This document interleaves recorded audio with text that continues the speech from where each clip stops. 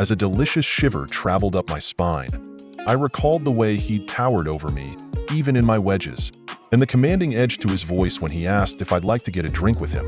I'd merely nodded, my voice trapped beneath the weight of my libido.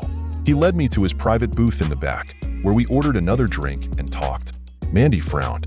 If this story doesn't end with you taking it up the honeypot, I'm out. I laughed at the unusual euphemism. I'll speed things up for you. Mandy didn't need to know about the way the conversation had flowed so easily that night, or the current of raw sexual tension snapping between us with every barb we exchanged. A little while later, he asked if I'd be interested in going someplace quieter, where we could talk. He suggested his place, and off we went. His apartment was gorgeous, one of those glittery skyrise places that towers above the city. I'm jealous. Did this hunk have a name? Mason. Just the feel of his name on my tongue provoked a response in my body I wasn't ready for. Then what happened? Don't spoil the fantasy and tell me his meat stick didn't measure up. There's nothing worse than a tiny wiener, am I right? It was an absolutely amazing night. Perfect in every way. Sweet baby Jesus. You've got to give me more than that. I shook my head. I am not telling my boss every gritty detail of the best sex of my life. Only because if I remembered it with that much clarity right now, I'd soak my panties while at work. No bueno. Damn, girl. I've got to give it to you. Mandy reached her fist out to bump mine. I'm all proud and shit. She faked a choked-up voice and had me laughing again. Now I see why you've been in such a good mood. It was crazy what good sex and a couple of orgasms could do for the soul.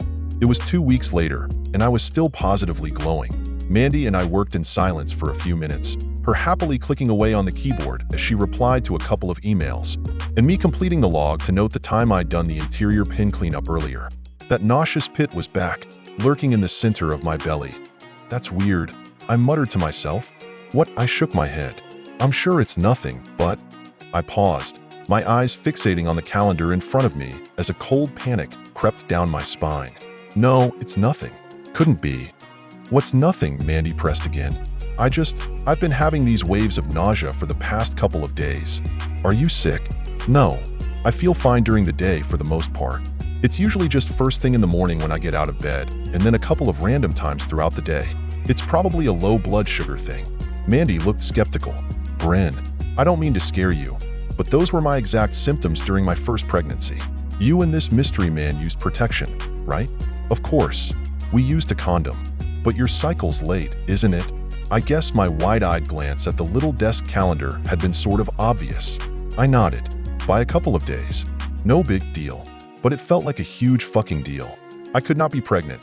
Not by some one-night stand suave player who picked random girls up at the bar. No, no, no. That only happens in bad rom-coms. My hands went clammy and I started to sweat. As the world spun around me, I considered the implications of having my perfect life imploded by an unplanned pregnancy.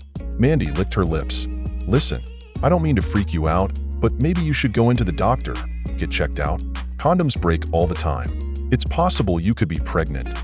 I'm sure it's nothing. I can pick up one of those over-the-counter tests on my way home tonight if it makes you feel any better. Mandy shook her head. Those tests aren't reliable so early in pregnancy.